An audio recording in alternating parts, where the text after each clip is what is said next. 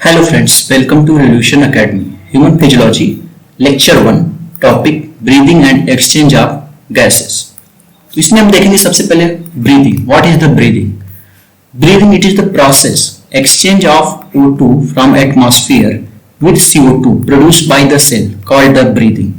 तो जो atmospheric O2 है उसको क्या करते हो आप intake into the body, और जो भी बॉडी के अंदर आपका कैटाबोलिज्म रेस्पिरेशन के थ्रू जो भी आपका CO2 बनता है इसको क्या करते हैं आप रिलीज करते हैं कहाँ एटमॉस्फेयर के अंदर। ठीक है, तो ये हो गया आपका ब्रीदिंग।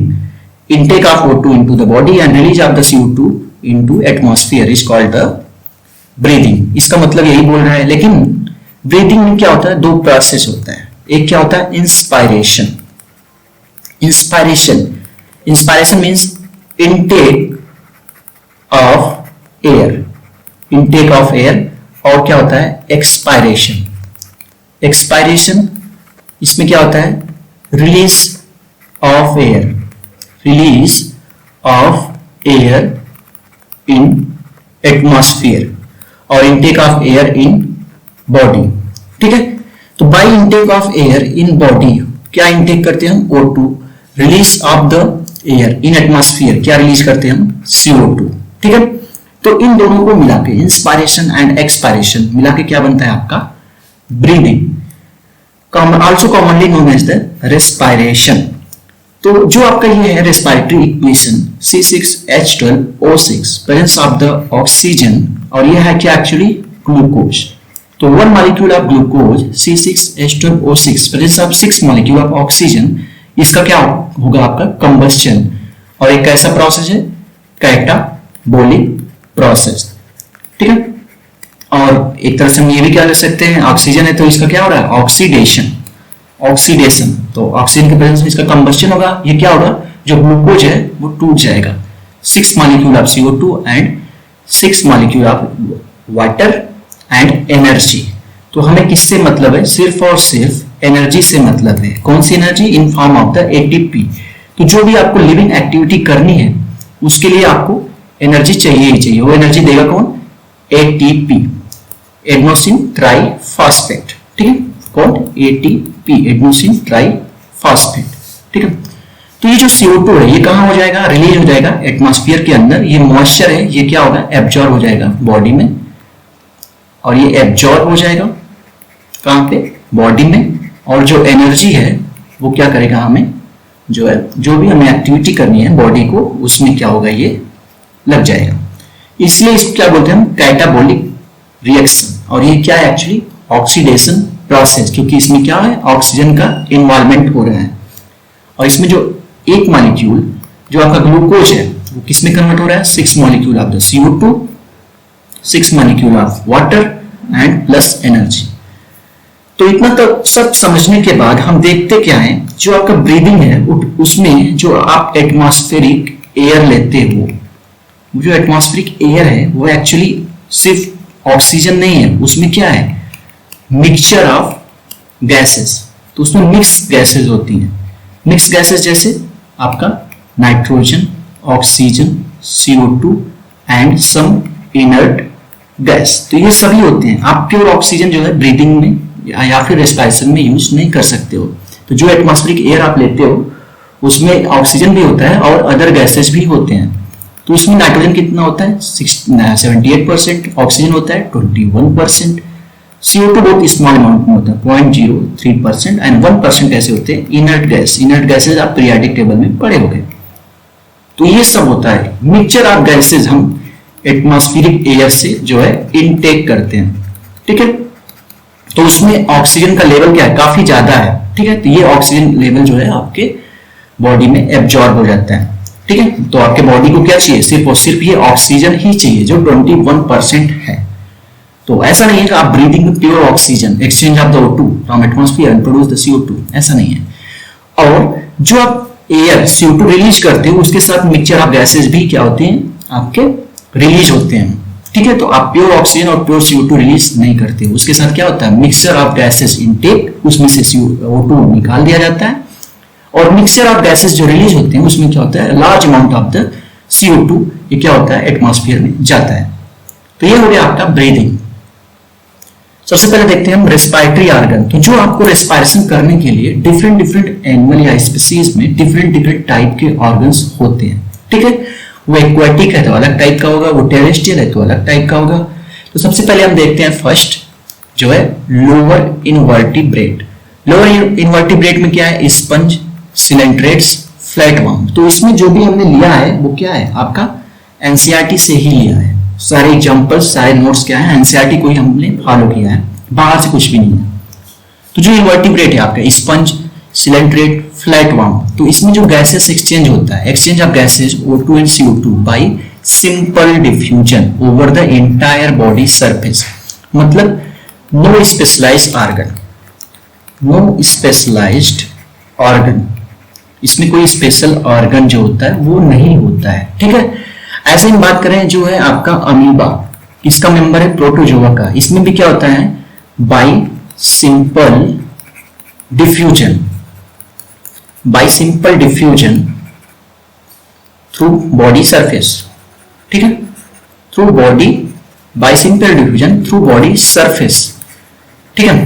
तो ये मान लो क्या है आपका अमीबा है यहाँ पे, तो यहाँ पे जो भी सेल एक्टिविटी से जो भी आपका CO2 यहाँ पे बन रहा है, ये CO2 जो होगा वो रिलीज हो जाएगा इस तरह से, और जो भी एटमॉस्फेयर और जो भी वाटर में जो भी आपका O2 है, O2 मींस वाटर है, यहाँ पे वाटर में जो भी O2 है वो क्या होगा, O2 जो है inside by simple diffusion whole body surface से क्या होगा वो अंदर जाएगा, ठीक है। तो इस तरह से क्या होता है गैसेस एक्सचेंज होता है into the amoeba and other just like sponge, coelenterate, flatworm, कोई स्पेशलाइज ऑर्गन्स नहीं होते।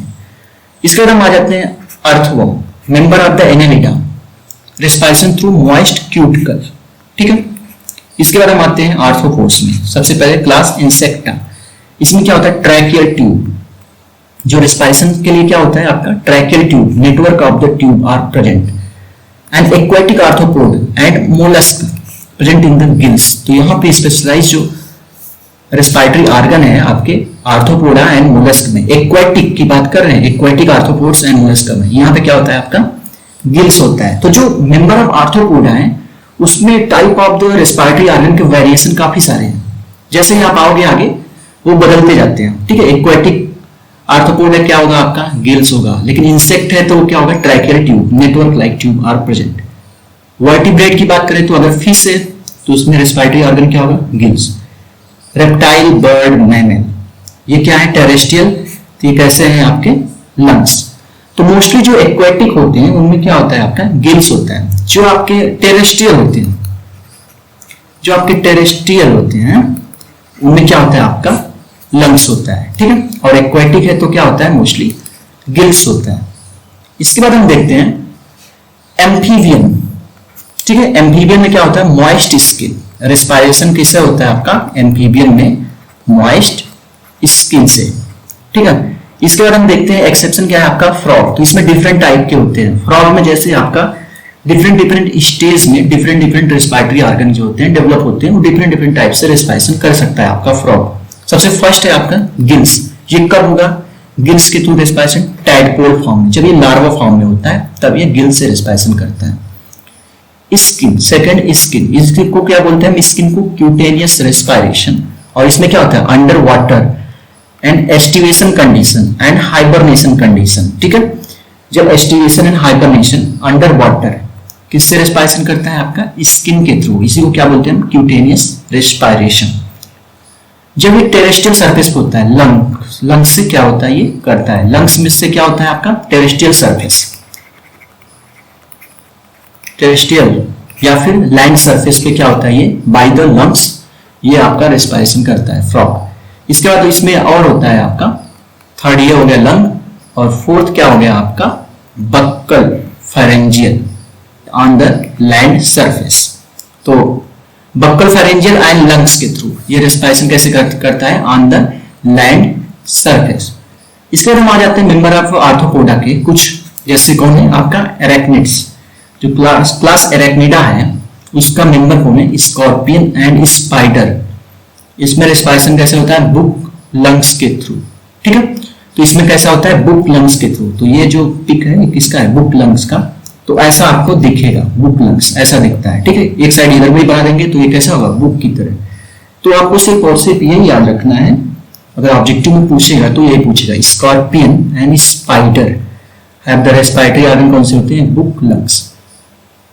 दूसरा मेंबर है आपका लिम्नस, उसे क्या बोलते हैं, हार्सूस क्रैब, लिम्नस हार्सू क्रैब, इसमें क्या होता है, बुक गिल्स। तो ये है आपका बुक गिल्स, रेस्पिरेटरी ऑर्गन्स।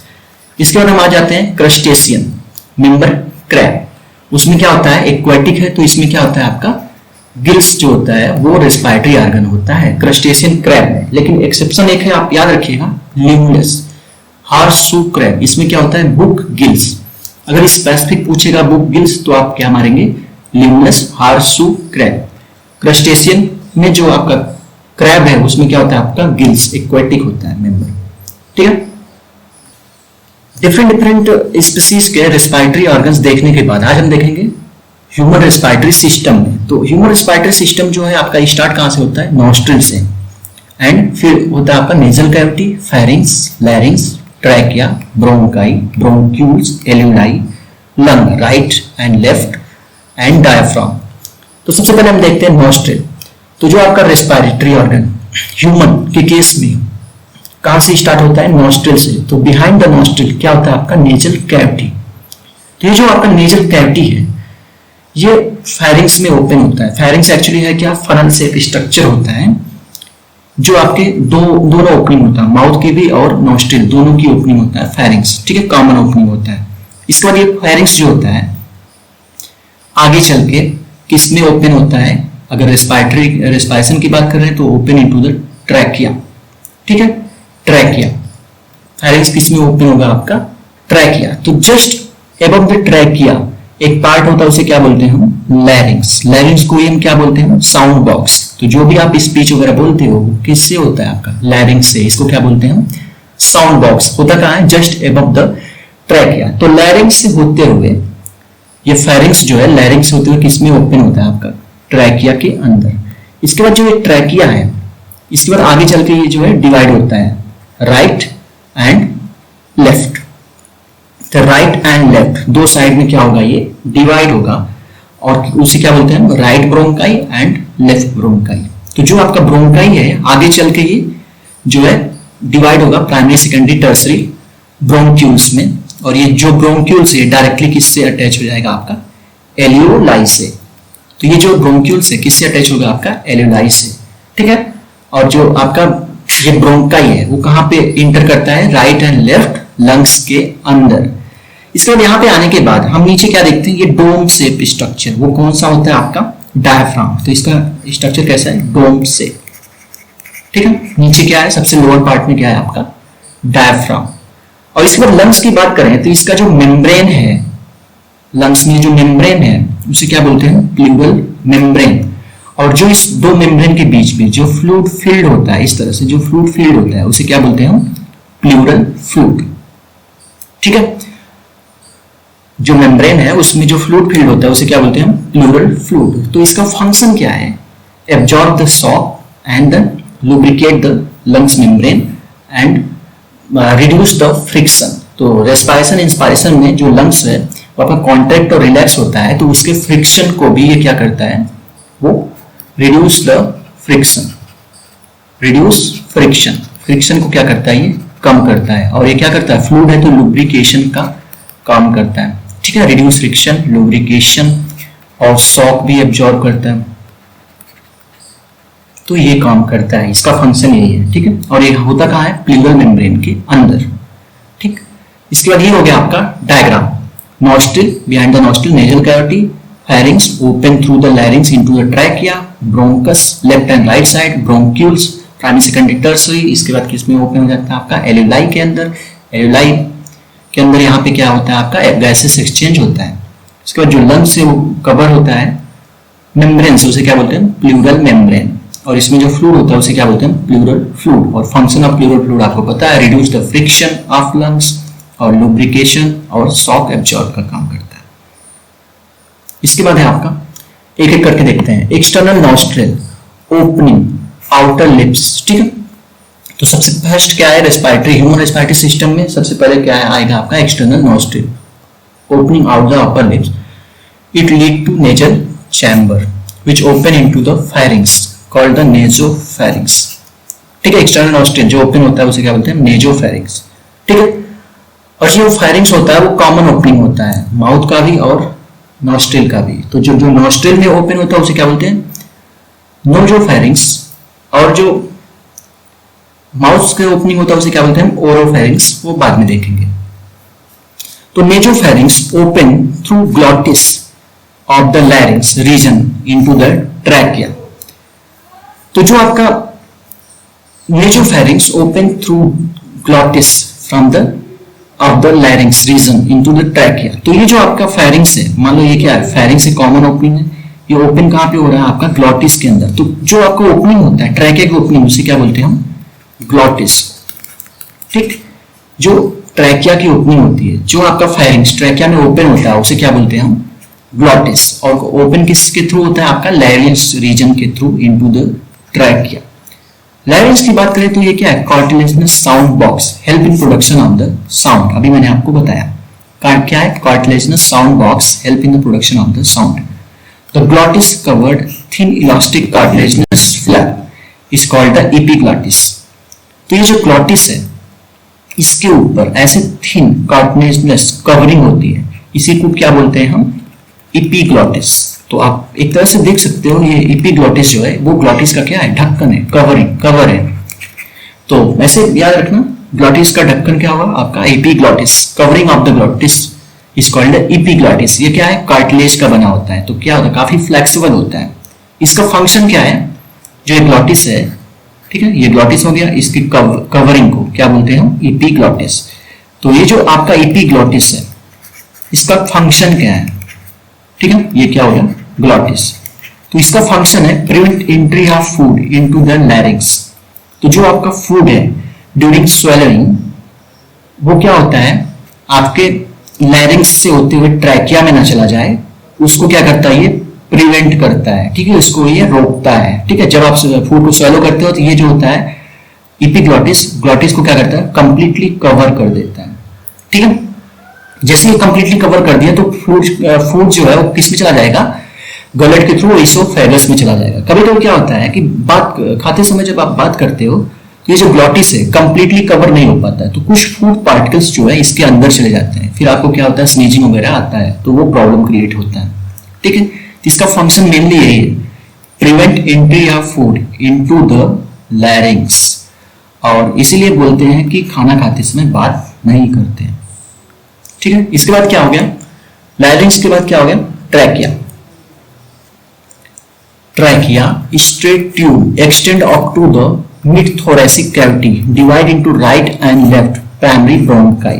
तो जो मैंने आपको बताया, आगे जो ट्रैकिया है वो right and left primary bronchi में क्या होगा, वो डिवाइड कर जाएगा इस तरह से, राइट एंड लेफ्ट ब्रोंकाई में क्या होगा, ये डिवाइड कर जाएगा। And trachea divide into primary, secondary, tertiary bronchi, and bronchi divide into primary, secondary, tertiary bronchioles. ठीक है, इसके बाद ये जो ब्रोंकाई है ये क्या होगा, आगे चल के प्राइमरी, सेकेंडरी, टर्सरी, इस तरह से ब्रोंक्यूल्स में क्या करेगा, वो डिवाइड कर जाएगा।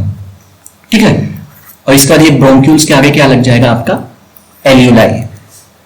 Terminal bronchioles give rise to number of very thin irregular wall vascularized bag like structure called the alveoli।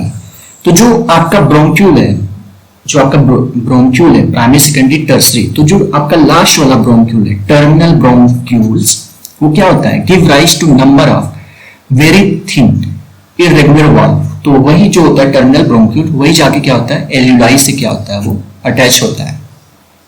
Trachea and bronchi have incomplete ring like structure, C shape cartilaginous structure are present. ये जो सी shape आपने देखा होगा trachea में, मान लीजिए trachea है तो इस तरह से सी शेप का क्या होता है, इनकम्प्लीट सी शेप स्ट्रक्चर ऐसे प्रेजेंट होता है। ठीक है, इसका फंक्शन क्या है, प्रिवेंट ट्रैकिया टू कोलैप्स। जो ट्रैकिया है वो कोलैप्स ना हो जाए, ये ट्रैकिया जो है इस तरह से कोलैप्स ना हो जाए, इसको क्या करता है, ये प्रिवेंट करता है कार्टिलेजिनस स्ट्रक्चर, ठीक है। इसको कोलैप्स होने से ट्रैकिया को बचाता है, और ये होता किसमें है, ट्रैकिया एंड ब्रोंकाई में प्रेजेंट होता है इनकम्प्लीट रिंग लाइक सी शेप स्ट्रक्चर, इंग्लिश सी शेप स्ट्रक्चर, और ये किसका बना होता है, कार्टिलेज का, ठीक है। और इसका फंक्शन है prevent the trachea collapse, trachea के कोलैप्स से बचाता है, ठीक है। इसके बाद है आपका lungs, cover double layer pleura and the filled with fluid, pleural fluid and reduce the friction and lung surface. तो मैंने अभी आपको बताया जो कवरिंग होती है उसे क्या बोलते हैं, प्लूरल मेम्ब्रेन, और जो इसमें फ्लूइड फील्ड होता है उसे क्या बोलते हैं, प्लूरल फ्लूइड, और इसका फंक्शन क्या है, रिड्यूस द फ्रिक्शन। इसके बाद हम देखते हैं जो आपका रेस्पिरेटरी सिस्टम है उसके दो पार्ट होते हैं, रेस्पिरेटरी सिस्टम के दो पार्ट होते हैं। फर्स्ट होता है आपका conducting part, second will be the respiratory अथवा एक्सचेंज पार्ट। एक्सचेंज पार्ट मतलब जो गैस का एक्सचेंज होता है, जो गैसियस एक्सचेंज होता है, ठीक है, उसका होता है। तो कंडक्टिंग पार्ट में कौन आता है, एक्सटर्नल नोस्ट्रिल से लेके टर्मिनल ब्रोंक्यूल्स तक, क्योंकि ब्रोंक्यूल्स के बाद ही क्या स्टार्ट होता है आपका एल्यूलाई। तो एक्सटर्नल नोस्ट्रिल से लेके टर्मिनल ब्रोंक्यूल्स तक क्या होता है आपका कंडक्टिंग पार्ट। रेस्पिरेटरी या फिर एक्सचेंज पार्ट जो होता है वो कौन सा होता है आपका एल्यूलाई, diffusion of O2 and CO2 between blood and atmosphere air, वो कौन सा होता है आपका रेस्पिरेटरी या एक्सचेंज पार्ट, वो कौन सा है आपका एल्यूलाई। तो ये चीज आप याद रखिएगा, पहला कंडक्टिंग पार्ट है, दूसरा कौन सा रेस्पिरेटरी पार्ट है या एक्सचेंज पार्ट। रेस्पिरेटरी या एक्सचेंज पार्ट किसके पास होता है आपका एल्यूलाई के पास होता है, और कंडक्टिंग पार्ट किसके पास होता है external nostril and terminal bronchioles के पास। तो रेस्पिरेटरी पार्ट का फंक्शन यही है, exchange of the air from between the blood and atmospheric air. Conducting part का जो फंक्शन है वो इंपॉर्टेंट है, transport atmospheric air. Conducting part का जो ये फंक्शन है क्या होता है, transport atmospheric air to alveoli. First clear foreign particles, दूसरा ह्यूमिडिफाई, तो उसमें क्या होता है humidify and bring air to body temperature. तो इतने फंक्शन होते हैं कंडक्टिंग पार्ट के, transport atmospheric air to alveoli, clear foreign particles and humidify, bring the air to body temperature। तो body temperature जितना है आपका उसके अकॉर्डिंग जो है वो एयर के टेम्परेचर को क्या करता है मेंटेन करता है। अगर बॉडी टेम्परेचर मान लो आपका 36 डिग्री सेल्सियस है नॉर्मल, तो अगर जो एयर है आप हॉट एयर इनटेक कर रहे हो तो उसको क्या करता है वो कूल करता है, अगर आप कूल एयर इनटेक कर रहे हो तो उसको क्या करता है वो हॉट करता है। तो वो दोनों कंडीशन में क्या करता है एयर को बॉडी टेम्परेचर के बराबर लाता है, कौन conducting part. Lung situated thoracic chamber, तो जो आपका थोरैसिक चैम्बर है वो क्या होता है तीन पार्ट से बना। सबसे पहला कौन सा है वर्टिब्रल कॉलम, जो कहां प्रेजेंट होता है dorsal side of the body, vertebral column. Second sternum जो फ्रंट पे होता है वेंट्रल साइड, माने कि ये कहां से होता है फ्रंट में वेंट्रल, बैक में vertebral column, and third will be ribs, ये कहां पे होता है साइड में लेटरल साइड। ये तीन पार्ट से जो है आपका बना होता है आपका थोरैसिक केज या थोरैसिक चैम्बर, और इसी में क्या है आपका लंग्स है और आपका क्या सिचुएटेड होता है हार्ट। तो ये थोरैसिक जो चैम्बर है किसका बना होता है vertebral column dorsal side back side, sternum ventral front, and the ribs will be lateral side. इसके बाद क्या आता है आपका डायफ्राम, इसका स्ट्रक्चर क्या होता है डोम से इस तरह से होता है बिलो द थोरैसिक चैम्बर। ये कैसा होता है आपका डायफ्राम, इसके आगे ये क्या होता है थोरैसिक चैम्बर होता है, इस तरह से आपका जो है थोरैसिक चैम्बर होता है, ठीक है। और जस्ट बिलो क्या होता है आपका डायफ्राम, डोम शेप स्ट्रक्चर होता है present in the lower side. तो ये हो गया आपका डायाफ्राम, ठीक है। और ये इस तरह से क्या हो गया आपका थोरैसिक चैम्बर। तो ये बेसिक चीजें हैं, ये आपको पता होना चाहिए, और एनसीईआरटी में इतना ही दिया, मैं ज्यादा डिटेल में नहीं जाऊंगा क्योंकि अभी मैं एनसीईआरटी को फॉलो कर रहा हूं। इसके बाद है आपका respiration involve in following step. तो रेस्पिरेशन इन्वॉल्व फॉलोइंग स्टेप। सबसे फर्स्ट क्या है, ब्रीदिंग या पल्मोनरी वेंटिलेशन। पल्मोनरी वेंटिलेशन से किससे मतलब है, इसका लंग से, लंग का ventilation. From atmospheric air drawn and CO2 rich एल्यूलर air release out. तो जो आपका एटमॉस्फेरिक एयर है ऑक्सीजन रिच, उसको क्या करता है बॉडी के अंदर आना, और जो आपका CO2 जो एल्यूलर एयर है उसमें CO2 लेवल क्या है, काफी ज्यादा है, उसको क्या करना है बॉडी से बाहर निकालना। ठीक है, तो यही मैंने आपको बताया था अभी ब्रीदिंग में। ब्रीदिंग के बाद क्या है, diffuse gases O2 CO2 across the alveolar membrane. तो एल्यूलर मेम्ब्रेन से क्या है लगा हुआ, कैपिलरी है, कैपिलरी से क्या होता है जो आपका गैसेस है वो कहां सीधा चला जाता है, ब्लड के अंदर। तो डिफ्यूजन होता है, diffuse gases O2 and CO2 across the alveolar membrane. Transport of gases by blood, तो ब्लड के थ्रू जो गैस का ट्रांसपोर्ट होता है, डिफ्यूज होने के बाद क्या होगा, ट्रांसपोर्ट बाय द ब्लड। तो जो ब्लड में गैसेस आता है वो क्या होता है, different different cell tissue organ को क्या करता है वो पहुंचाया जाता है।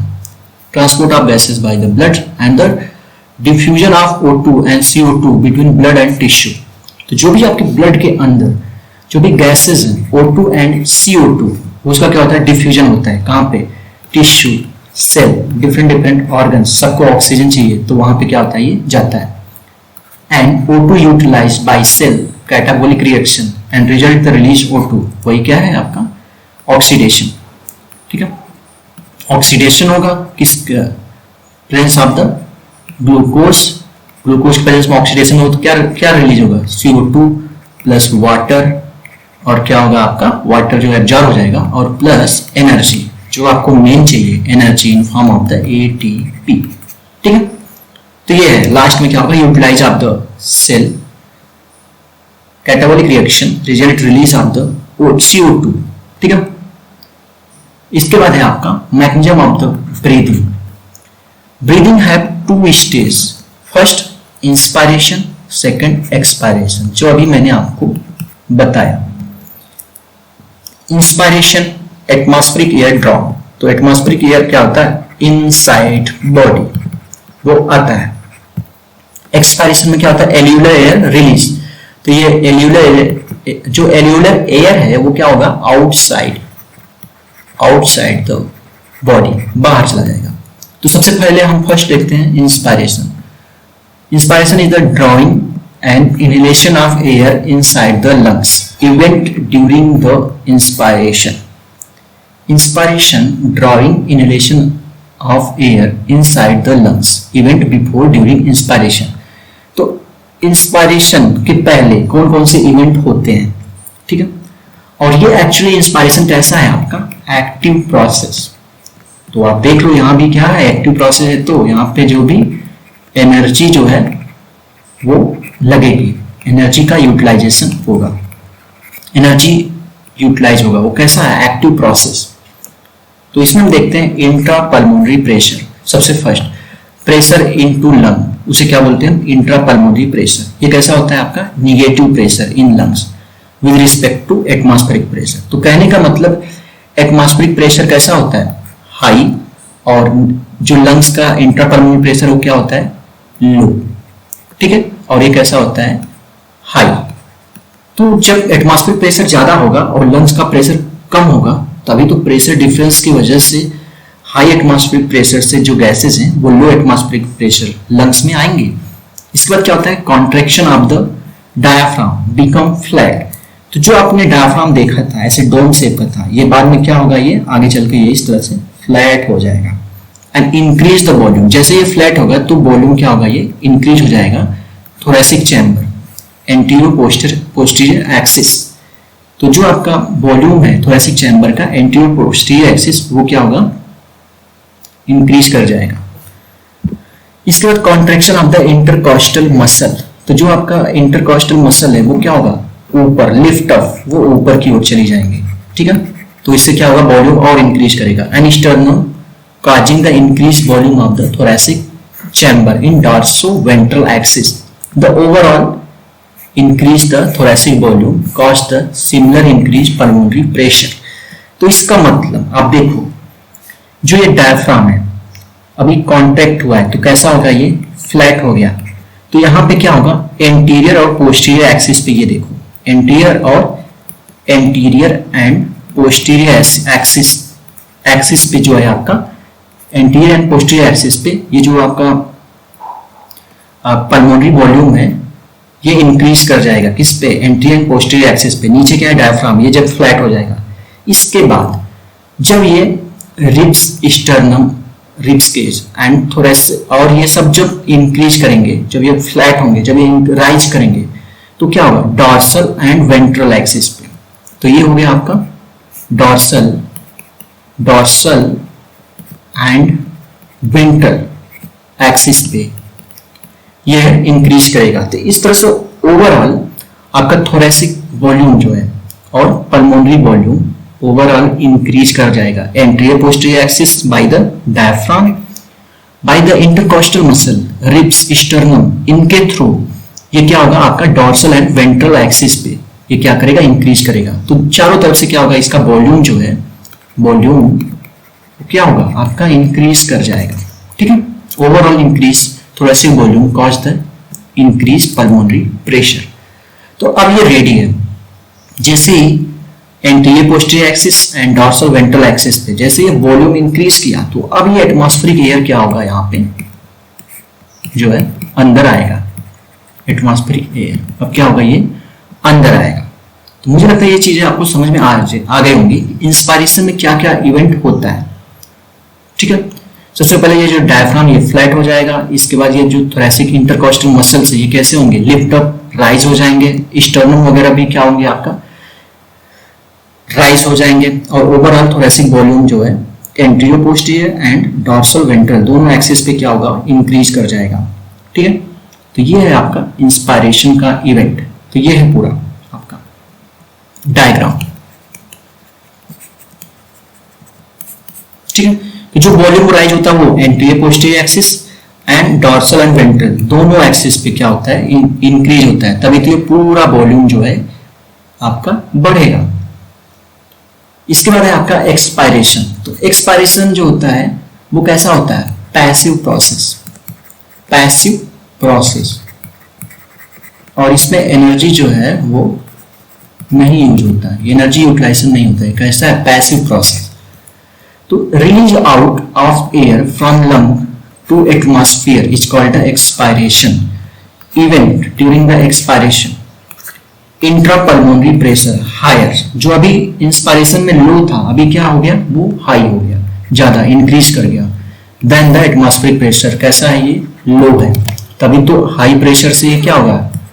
जो एयर है वो कहां चला जाएगा? एटमॉस्फेयर के अंदर। इसके बाद relaxation of the diaphragm return to normal shape. तो जो अभी डायफ्राम कैसा था? फ्लैट था। अब वो कैसा हो जाएगा? रिटर्न किस में आ जाएगा? डोम शेप में। ठीक है, intercostal muscles, ribs, sternum return to normal state, reduce the thoracic volume and the pulmonary volume. तो जो मसल्स डायफ्राम अपने नॉर्मल स्टेट में आ जाएंगे तो प्रेशर की वजह से, ठीक है, हाई प्रेशर हाई हो जाएगा तो एयर जो होगी, गैस, वो क्या होगा? रिलीज। जो गैस है वो रिलीज हो जाएगा आउट इनटू द एटमॉस्फेयर। और इसके बाद जैसे ही आपका गैस एयर रिलीज हो गया एटमॉस्फेयर में, reduce thoracic volume and pulmonary volume will be, thoracic and pulmonary volume will be reduce, automatic हो जाएगा। ठीक है, इसके बाद हम देखते हैं this lead to increase intrapulmonary pressure slightly above the atmospheric pressure, expulsion of air from lungs. Lungs से एयर कहां चला जाएगा? एटमॉस्फेयर के अंदर। ठीक है, तो जो आपका एवरेज हेल्दी ह्यूमन है वो ब्रीथ कितना करता है? 12 to 16 टाइम पर मिनट। तो average healthy human 12 to 16 time पर मिनट में भी ब्रीथ। तो एक मिनट में कोई भी हेल्दी ह्यूमन जो रेस्पिरेशन करता है, ब्रीदिंग करता है 12 to 16 टाइम पर मिनट। लेकिन न्यूबॉर्न के केस में थोड़ा अलग होता है। Newborn baby, newborn breathe 30 to 40 time पर मिनट। तो जो न्यूबॉर्न है उसका जो ब्रीदिंग रेट है वो काफी ज्यादा होता है as compare to adult healthy human. And the breathing movement measure by the spirometer. Spirometer से क्या होता है? हम ब्रीदिंग मूवमेंट मेजर करते हैं। तो ये जो आपका एक डायग्राम है ये किसका है? एक्सपायरेशन का। तो इसमें क्या दिखाया गया है? जो आपका ये डायफ्राम है ये कैसा है? अब नॉर्मल शेप में आ गया है, डोम शेप में आ गया। नॉर्मल शेप में आ गया डायफ्राम। जो आपका रिब्स है, स्टर्नम है, ये क्या है, return into the original position and thoracic volume will be decrease. तो आप देख रहे हो पहले के कंपैरिजन में जो वॉल्यूम है वो क्या है, कम हो गया। तो यहाँ पे प्रेशर जो है वो कैसा है, हाई। यहाँ पे आप देख रहे हो प्रेशर हाई है, यहाँ पे प्रेशर हाई है, तो ये जो एयर है वो क्या होता है, लंग से सीधा क्या होगा, out to the atmosphere, out से एटमॉस्फेयर के अंदर बाहर चला। इसके बाद है थैंक यू।